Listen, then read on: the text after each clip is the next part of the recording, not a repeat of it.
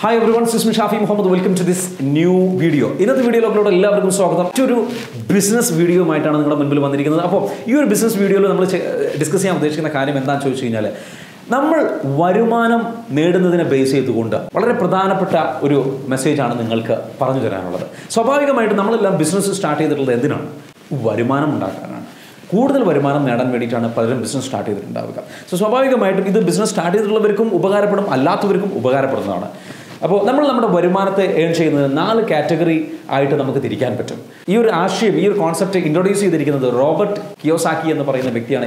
ഈ ഒരു ആശയത്തെ വളരെ നല്ല രീതിയിൽ പ്രൊമോട്ട് ചെയ്തിട്ടുള്ളത്. ഈ ഒരു തിയറിയെ നമുക്കൊന്ന് എടുത്തു നോക്കാം, പരിശോധിച്ച് നോക്കാം. അപ്പം 4 കാറ്റഗറി രീതിയിൽ നമുക്ക് വരുമാനം ഏൺ ചെയ്യാനുള്ള ഓപ്ഷൻ ഉണ്ട്. ഫസ്റ്റ് എന്ന് പറയുന്ന കാറ്റഗറി എന്ന് പറയുന്നത് എംപ്ലോയി എന്ന് പറയുന്ന കാറ്റഗറിയാണ്. ഈ കാറ്റഗറിയിൽ വരുന്നതാണ്. ഓക്കെ, അപ്പോൾ ഈ കാറ്റഗറിയിൽ വരുന്നവരെന്ന് വെച്ചാൽ എംപ്ലോയീസ് ആയിട്ടാണ് വരുന്നത്. ഒരു കമ്പനിയിൽ ഒരു ജോലിക്കാരനായിട്ട് കയറുന്നു. അദ്ദേഹത്തെ സംബന്ധിച്ചിടത്തോളം ആ കമ്പനിയുടെ ഉടമ നിശ്ചയിക്കുന്ന വരുമാനമാണ് അദ്ദേഹത്തിൻ്റെ വരുമാനം. അതല്ലെങ്കിൽ ഈ വ്യക്തി എത്രയാണോ വർക്ക് ചെയ്യുന്നത്, എപ്പോഴൊക്കെയാണോ വർക്ക് ചെയ്യുന്നത്, അതിനനുസരിച്ചാണ് അദ്ദേഹത്തിന് വരുമാനമുള്ളത്. ഈ വ്യക്തി ലീവ് എടുത്തു കഴിഞ്ഞാൽ മേ ബി ആ കമ്പനിയുടെ പോളിസി പ്രകാരം അദ്ദേഹത്തിന് ഈ പറഞ്ഞിരിക്കുന്ന സാലറി ഇല്ല എന്നുണ്ടെങ്കിൽ തീർച്ചയായിട്ടും അദ്ദേഹത്തിൻ്റെ വരുമാനം ലിമിറ്റ് ചെയ്യപ്പെട്ടു എന്നുള്ളതാണ്.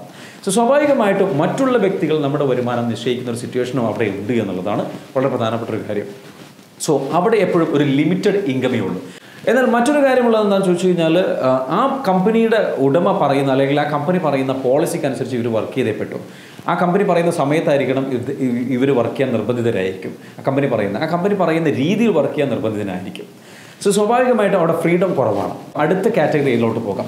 അടുത്ത കാറ്റഗറി എന്ന് പറയുന്നത് യെസ് കാറ്റഗറിയിൽ വരുന്ന വ്യക്തികളാണ്. ഓക്കെ, സെൽഫ് എംപ്ലോയിഡ് ആയിട്ടുള്ള കാറ്റഗറിയിൽ വരുന്ന വ്യക്തികളാണ് ഇവർ. ഇവരുടെ പ്രത്യേകത എന്താ വെച്ചാൽ ഇവർ വേറൊരാളുടെ തൊഴിലാളിയായിട്ടല്ല, മറിച്ച് ഇവർക്ക് സ്വന്തമായിട്ട് ഒരു ജോലിയുള്ളവരാണ്. ആദ്യത്തെ കാറ്റഗറി എന്ന് പറയുന്നത് സ്വന്തമായിട്ട് ജോലിയില്ല, മറ്റൊരാളുടെ കീഴിലാണ് ജോലിയുള്ളത്. പക്ഷേ ഇവരുടെ ഒരു പ്രത്യേകത എന്താണെന്ന് വെച്ചാൽ ഇവരുടെ സ്വന്തമായിട്ടുള്ള ഒരു ജോലി ഇവർക്ക് ഉണ്ട് എന്നുള്ളതാണ്. ഇവരുടെ മുകളിൽ ബോസ്മാരുണ്ടാവില്ല. ഇവരെ സംബന്ധിച്ചിടത്തോളം ഇവർ സെൽഫ് എംപ്ലോയിഡ് ആണ്. ഇവർ തന്നെയാണ് ഇവരുടെ ബിസിനസ് റൺ ചെയ്യുന്നത്, അല്ലെങ്കിൽ ഇവരാണ് ഇവരുടെ സർവീസ് പ്രൊവൈഡ് ചെയ്യുന്നത്. ഇവർ ഫ്രീലാൻസ് സർവീസ് പ്രൊവൈഡ് ചെയ്യുന്ന വ്യക്തികളെ നമുക്ക് ഈ കാറ്റഗറിയിൽ ഉൾപ്പെടുത്താവുന്നതാണ്.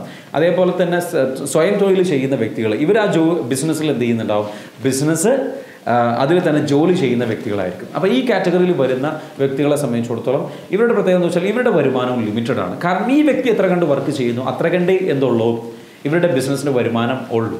അപ്പം ഈ ഒരു വ്യക്തി ഈ ഒരു ബിസിനസ്സിൽ നിന്ന് മാറി നിൽക്കാനോ അല്ലെങ്കിൽ ഈ വ്യക്തിക്ക് ഒരു ലീവ് എടുത്ത് നിന്ന് കഴിഞ്ഞാൽ ഇദ്ദേഹത്തിൻ്റെ വരുമാനം സ്റ്റോപ്പായി എന്നർത്ഥം.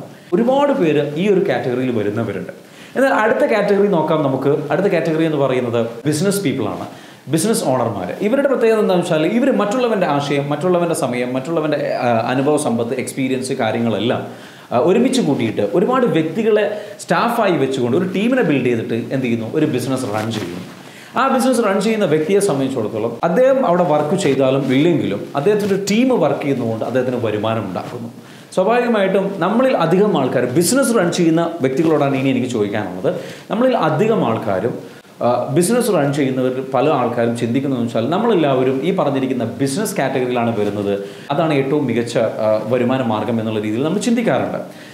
ഇതിൽ ഏറ്റവും നല്ലൊരു കാര്യം മനസ്സിലാക്കണമെന്ന് വെച്ചാൽ ആദ്യത്തെ, അതായത് എംപ്ലോയീസ് എന്ന് പറയുന്നവരെക്കാട്ടിലും കൂടുതൽ വരുമാനം ഉണ്ടാക്കാൻ ആർക്ക് സാധിക്കും? ഈ പറഞ്ഞിരിക്കുന്ന സെൽഫ് എംപ്ലോയിഡ് ആയിട്ടുള്ള രണ്ടാമത്തെ കാറ്റഗറിക്ക് സാധിക്കും. അതിനേക്കാളും കൂടുതൽ വരുമാനം ഉണ്ടാക്കാൻ സാധിക്കുന്നവരാണ് ബിസിനസ് മാൻമാർ. എന്നാൽ 4ാമത്തെ കാറ്റഗറിയിൽ വരുന്ന വ്യക്തികളുണ്ട്. അവരെന്ന് പറയുന്നത് ഇൻവെസ്റ്റേഴ്സാണ്. ബേസിക്കലി എന്താ ചെയ്യുന്നതെന്ന് വെച്ചാൽ ഇവർ പണം ഇൻവെസ്റ്റ് ചെയ്യുന്നവരാണ്. മറ്റുള്ള ബിസിനസ്സുകളിൽ. ഇവരെ സംബന്ധിച്ചിടത്തോളം ബിസിനസ്സുകളാണ് ഇവർക്ക് സ്വന്തം. ബിസിനസ് ഓണർ ആയിട്ടുള്ള വ്യക്തിയെ സംബന്ധിച്ചിടത്തോളം അദ്ദേഹം ഒരു ബിസിനസ് എന്ത് ചെയ്യുന്നു, ഓൺ ചെയ്യുന്നു എന്നുള്ളതാണ്. ഓക്കെ, അദ്ദേഹം ഒരു ബിസിനസ് ഓൺ ചെയ്യുന്നു. എന്നാൽ ഇവിടെ ബിസിനസ് മാൻമാരെ ഓൺ ചെയ്യുന്ന രീതിയിലുള്ള ഒരു സംഭവമാണ് ഇൻവെസ്റ്റർ എന്ന് പറയുന്ന കാറ്റഗറിയിൽ വരുന്നത്. അദ്ദേഹം പൈസ ഇൻവെസ്റ്റ് ചെയ്യുകയാണ്, അതിൽ എന്ത് ചെയ്യുന്നില്ല, ബിസിനസ്സിൽ ഇൻവോൾവ് ആയിട്ടൊന്നും വർക്ക് ചെയ്യുന്നില്ല. എന്നാൽ നമുക്ക് ബിസിനസ് റൺ ചെയ്യുന്ന അല്ലെങ്കിൽ ഈ പറഞ്ഞിരിക്കുന്ന ബിസിനസ് ഓണർ ആയിട്ടുള്ള കാറ്റഗറിയിലുള്ള വ്യക്തികൾ അധികം ആൾക്കാരും ചിന്തിക്കുന്നത്, അധികം ആൾക്കാരും ആ കാറ്റഗറിയിൽ 3ാമത്തെ കാറ്റഗറിയിൽ വരുന്നു എന്നുള്ളതാണ്. ആക്ച്വലി അതിൽ വരാനുള്ളൊരു പ്രത്യേക അതിനൊരു ക്വാളിഫിക്കേഷൻ ഉണ്ട്.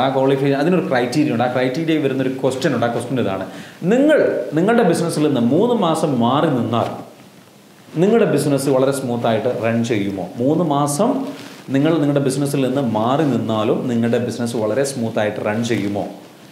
എങ്കിൽ നിങ്ങൾ റൺ ചെയ്യുന്നത് ഒരു ബിസിനസ്സാണ്. അല്ല എങ്കിൽ നിങ്ങൾ 2ാമത്തെ കാറ്റഗറിയിലാണോ, അതായത് സെൽഫ് എംപ്ലോയിഡ് കാറ്റഗറിയിൽ വന്നതാണ്. പക്ഷേ നിങ്ങൾക്കൊരു ടീമുണ്ട് എന്ന് മാത്രം. നിങ്ങൾക്ക് സഹായിക്കാൻ ഒരു ടീമുണ്ട് എന്ന് മാത്രം. അപ്പോൾ അധിക ബിസിനസ്സും ഈ പറഞ്ഞിരിക്കുന്ന രീതിയിലാണുള്ളത്. നമ്മുടെ ബിസിനസ്സിൽ നിന്ന് നമ്മൾ ബിസിനസ് പുറത്ത് വർക്ക് ചെയ്യുന്ന ലെവലിലോട്ട് നമ്മൾ മാറണം. അപ്പോൾ നിങ്ങൾക്ക് ഈ ഒരു കാറ്റഗറിയിൽ നിന്ന് നിങ്ങളുടെ വരുമാനം വർദ്ധിപ്പിക്കാൻ തീർച്ചയായിട്ടും എങ്ങനെയാണ് ചിന്തിക്കേണ്ടത് എന്നുള്ളത് നിങ്ങൾക്ക് മനസ്സിലായിട്ടുണ്ടാവും. നിങ്ങളെല്ലാവരും സെൽഫ് എംപ്ലോയ്ഡ് ആയിട്ടുള്ള വ്യക്തികളായിക്കോട്ടെ, അല്ലെങ്കിൽ തൊഴിൽ മേഖലയിൽ വർക്ക് ചെയ്യുന്ന വ്യക്തികളായിക്കോട്ടെ, എത്രയും പെട്ടെന്ന് നിങ്ങൾ ഒരു ബിസിനസ് സ്റ്റാർട്ട് ചെയ്യുന്നതിനെക്കുറിച്ച് ചിന്തിക്കുക. നിങ്ങളുടെ വരുമാനം വർദ്ധിക്കുന്നതാണ്. ഇനി അതിന് നിങ്ങൾക്ക് ആശയങ്ങളോ കഴിവോ ഇല്ല എങ്കിൽ അത് ഉള്ളവരുമായിട്ട് ഒത്തുചേർന്ന് ബിസിനസ് ചെയ്യാൻ വേണ്ടിയിട്ട് ശ്രമിക്കാവുന്നതാണ്, അതിൽ പങ്കാളികളാവുന്നതാണ്. ഇനി അതിനും അപ്പുറത്തേക്ക്, അല്ലെങ്കിൽ നിങ്ങളെ സംബന്ധിച്ചിടത്തോളം അത്യാവശ്യം നിങ്ങൾക്ക് സമ്പത്ത് കയ്യിൽ ഓൾറെഡി ഉണ്ട്, വരുമാനമുണ്ട് എങ്കിൽ തീർച്ചയായിട്ടും അത് ഉപയോഗിച്ചിട്ട് നിങ്ങൾ ബിസിനസ് റൺ ചെയ്യണമെന്നില്ല, ബിസിനസ്സിൽ ഒരു ഇൻവെസ്റ്ററായിട്ട് മാറാം. അങ്ങനെയാണെങ്കിൽ തീർച്ചയായിട്ടും നിങ്ങളെ സംബന്ധിച്ചിടത്തോളം ഏറ്റവും കൂടുതൽ പണം സമ്പാദിക്കുന്നത് ഇൻവെസ്റ്റേഴ്സാണ്. നിങ്ങൾക്ക് അത്തരത്തിലുള്ള സ്റ്റേജിലോട്ട് എത്താൻ സാധിക്കട്ടെ. ഈ ഒരു നോളജ് നിങ്ങൾക്ക് ഉപകാരപ്പെട്ടു എന്ന് തോന്നുന്നുണ്ടെങ്കിൽ തീർച്ചയായിട്ടും നിങ്ങൾ എന്ത് ചെയ്യുക, ഈ ഒരു വീഡിയോ നിങ്ങൾ മറ്റുള്ള വ്യക്തികൾക്ക്, ഇത് ഉപകാരപ്പെടുന്ന വ്യക്തികൾക്ക് നിങ്ങൾ ഷെയർ ചെയ്ത് കൊടുക്കുക. അതുപോലെ തന്നെ ഇത്തരത്തിലുള്ള ഇൻഫർമേഷൻസുമായിട്ട് ഇനിയും വരുന്നതാണ്. ഷാഫി ഇൻസ്പയേഴ്സിൻ്റെ വാട്സപ്പ് ഗ്രൂപ്പ് ഉണ്ട്, അതിൽ നിങ്ങൾക്ക് ജോയിൻ ചെയ്യാവുന്നതാണ്. അതിന് വേണ്ടിയിട്ട് വീഡിയോയിൽ കാണുന്ന നമ്പറിൽ മെസ്സേജ് അയക്കുക. അതുപോലെ ഈ ഒരു ചാനൽ സബ്സ്ക്രൈബ് ചെയ്യുക. ഫേസ്ബുക്കിൽ നിന്നാണ് കാണുന്നതെങ്കിൽ ഈ വീഡിയോയ്ക്ക് ലൈക്ക് കൊടുക്കുക, കമൻറ്റ് കൊടുക്കുക. പുറമെ ഈ ഒരു ഫേസ്ബുക്ക് പേജ് ലൈക്ക് ചെയ്യുക. Anyway, this is me Shafi Muhammad. See you later. Bye. Take care. Have a fantastic day.